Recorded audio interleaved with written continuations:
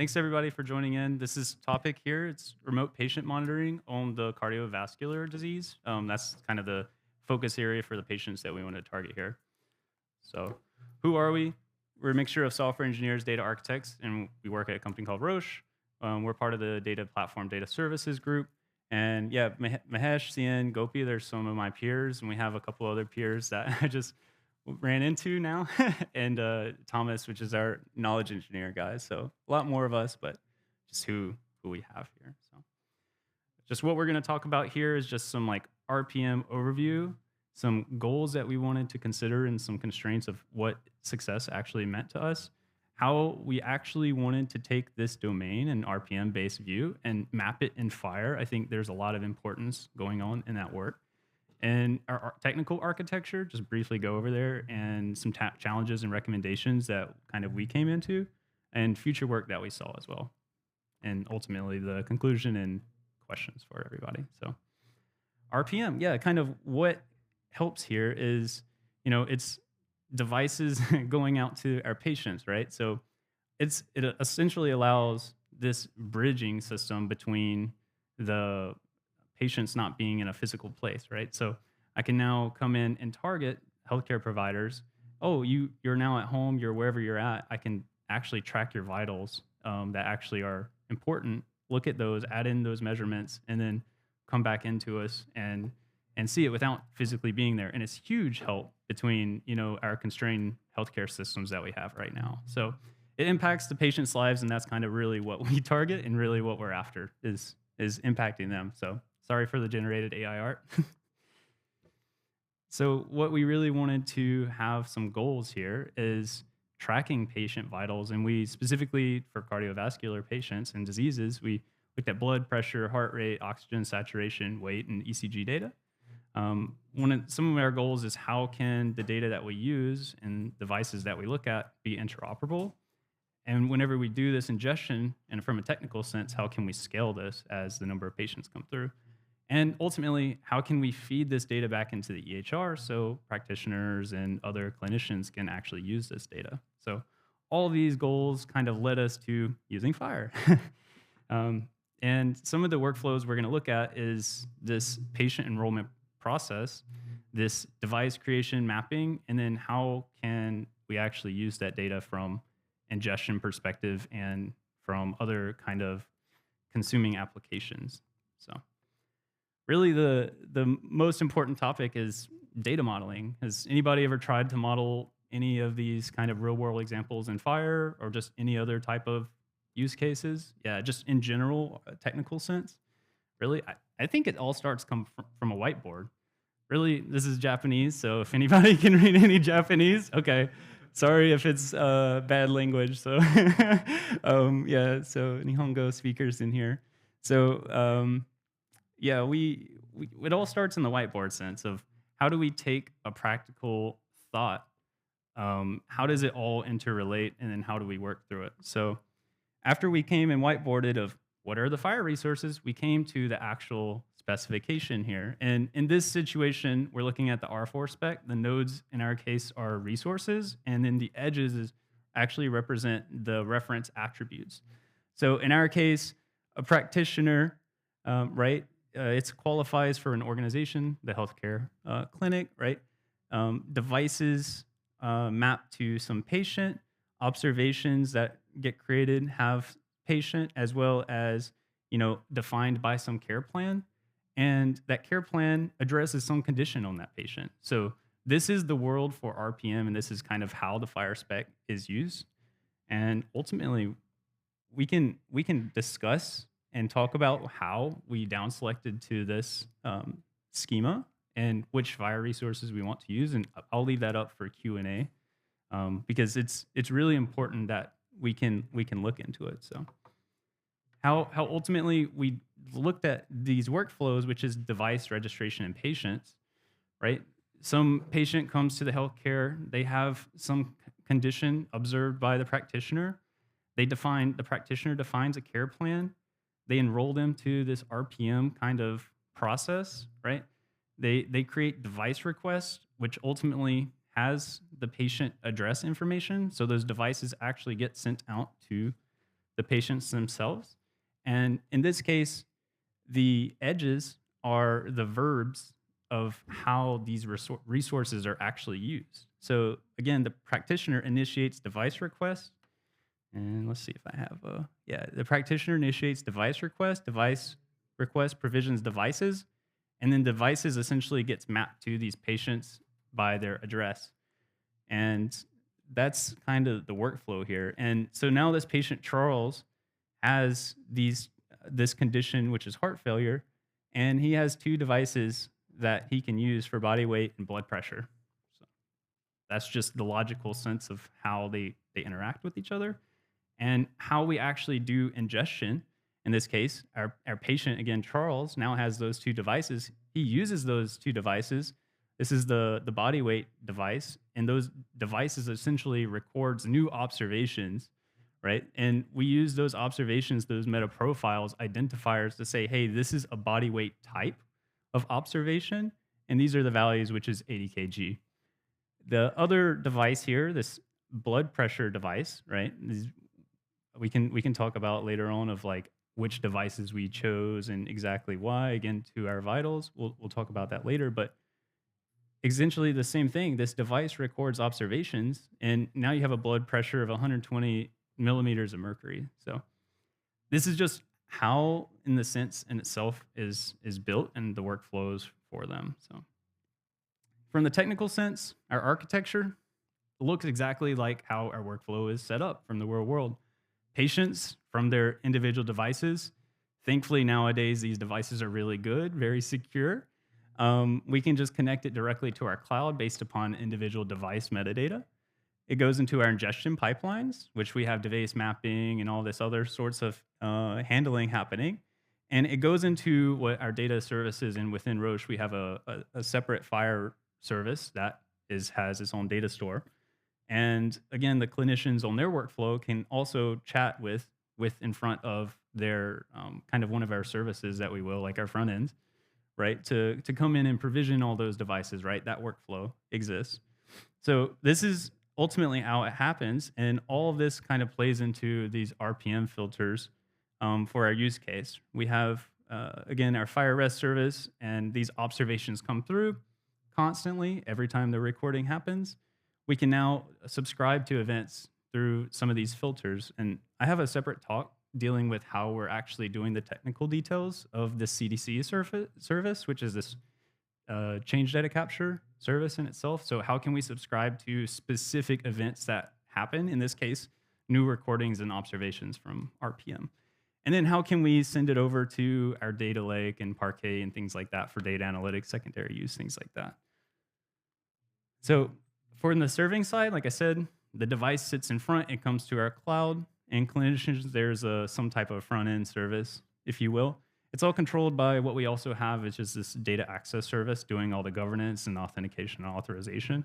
So this is kind of sits in front of everything that we have within Roche. So yeah, some use cases that we can come into mind, right? There's actual clinical events and alerts that you can provide with this. And there's additional resources that you can add to the mix outside of the schema that we saw, which is detected issues and encounters. If the plan, looking at the care plan, if we see new observations, give me the last 5 blood pressure readings or the last heart metric readings. It's like, I want to write an encounter or detected issue for practitioners to come in. There's other workflows that can be spawned off of this. Again, secondary use for algorithm development, we can look to find, hey, we see trend analysis. We can come in here and excavate extra things or add in new insights, or say, hey, you're at risk because we've developed a new algorithm and produce that on the market, as well as giving the data back to the patients. If we have their information, why can't we show it back to them if they're interested? And again, of course, there's many more. So where are we in our journey? And I would say we kind of started off recently, I would say back in October, so we're still early. We're deployed in production to multiple regions, and I would say we're linearly growing, nothing exponential, nothing crazy like that. What we're really trying to solve is make sure what we're doing is good and solve all the pain points around these workflows. There's a lot of soft processes along with the technical parts of getting patients to use devices at the home, making sure it works for them. We all know the struggle of technology meeting people if they've never seen it before. So we're also trying to just focus on the usability there across the board and make sure we get it right, because we want to make our patients' lives better. And based upon the data that we see, we really want to have a focus on the technical scalability. How can we consume more? How can we grow? And how can we kind of read this? So some challenges that we faced is this device registry, making sure you don't select 20, 50 different devices. You have to make transformations with those things. You have to look to see how does that actually work and write all that. So as well as, is it secure whenever you come in and access it? Or, you know, does it also work in remote places? You know, can the data be sent into certain places, and how well does that work? And then, yeah, of course, what happens whenever the device isn't mapped? So there's plenty of ingestion kind of technical things.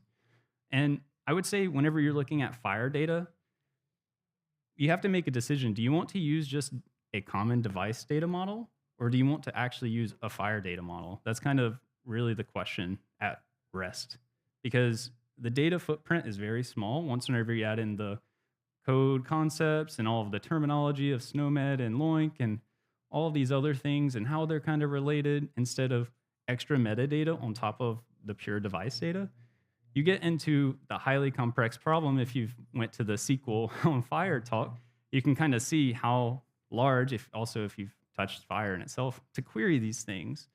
And that leads me to my next point, is the read performance. You know, how do you query these things if it is set in FHIR? And how do you do that at scale? You get 1 million observations, you get 10 million, 100 million. How do you go about doing it? So do you use a transaction protocol like OLTP versus OLAP in the technical sense? And does all consumers actually need all the content within that FHIR resource whenever there's literally a workflow of, hey, give me the last 10 observations of my heartbeat monitoring. Give me the last 50 of my ECG instances or something like that, based upon triggers. You don't necessarily need it all. So GraphQL, we came up with, was a really good use case, in our opinion, to instead of send everything over the wire, you can kind of do exactly what you want when you want it, and to serialize, to send things over the network in a smaller footprint. And lastly, a newer in the FHIR spec resource, which is device association, which is a little bit better in the sense of how devices map to patients and things like that. So yeah, ultimately our conclusion is FHIR is really flexible. It's very dynamic in the way, and it helps checks all of our boxes from what we were trying to get for, but it really is up to how you want to define it. We have really good knowledge engineers to kind of come in and create these device mappings, understand the structure definitions that are associated to them, and come up to a schema like this that actually represents the real world. And I would say it's also flexible enough to say that, hey, it's can be ported to another different use case instead of just cardiovascular, just observations at the end of the day. And then the GraphQL in itself, again, is the flexibility that we can have as well to limit the footprint there. So that being said, that's all we have to present.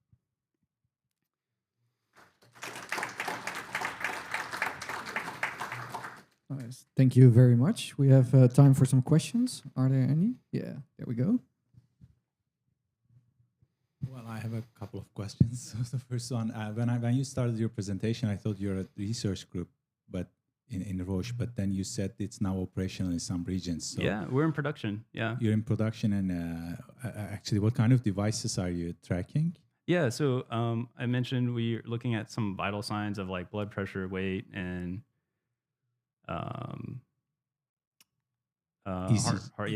heart rate. Yeah, what's the frequency of, let's say, the observations that you're sending to? It all comes down to the patients, right? So, right, the weight you don't really need weight 5 times a day, right? Mm-hmm. You might only need it once a day, right? It also depends on how dire the patient's right, like blood pressure checking. I think what is the normal, like 3 times or after every meal or something like that, right? So I guess it all depends on the patient's journey in itself for what actually makes sense and whatever the practitioner describes.